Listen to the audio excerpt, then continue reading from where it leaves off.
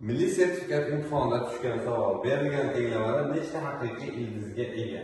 Xo'p. Berilgan mana shu tenglama bo'yicha ko'radigan bo'lsak, tenglikning ikkala tarafini ayni bir songa bo'lib yuborish mumkin. 10 ning ikkinchisiga bo'lib yubormoqchiman. Ya'ni 3 ko'paygan 4 ning ikkinchisi taqsim 10 ning ikkinchisi qo'shilgan 2 ko'paygan 25 ning ikkinchisi taqsim 10 ning ikkinchisi teng 5 ga. Demak, mana bularni alohida qilib yozadigan bo'lsam, 3 ko'paygan 2 taqsim 5 ning ikkinchisi qo'shilgan 2 ko'paygan, mana buni ham qisqartirib yozadigan bo'lsam, 5 taqsim 2 ning ikkinchisi ayrilgan 5 teng 0 ko'rinishiga keladi. Demak, mana bu ko'rilgan qiymatni a deb belgilasam, shunda bu qiymat 1 taqsim a ga teng bo'ladi.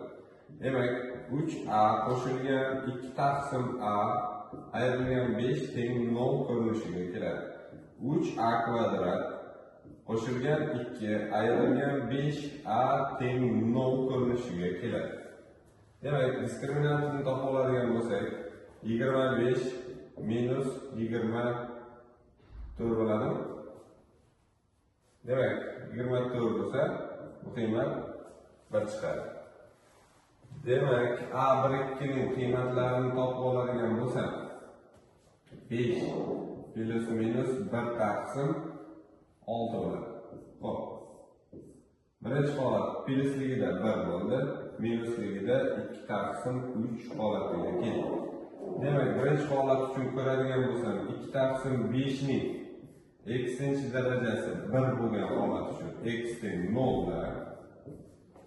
Ikkinchi holatda 2 taqsim 5 ning eksinchi darajasi 2 taqsim 3 holat uchun esa x teng logaritm 2 taqsim 5 asosiga ko'ra 2 taqsim 3 ko'rinishiga keladi. Demak, haqiqiy ildiziga ega nechta degan? Demak, haqiqiy ildizi 2 ta bo'ladi. Shunga o'xshagan milliy sertifikat hamda e'tiborga tushgan savollarni ko'rishni xohlasangiz, bizni kuzatishda davom eting.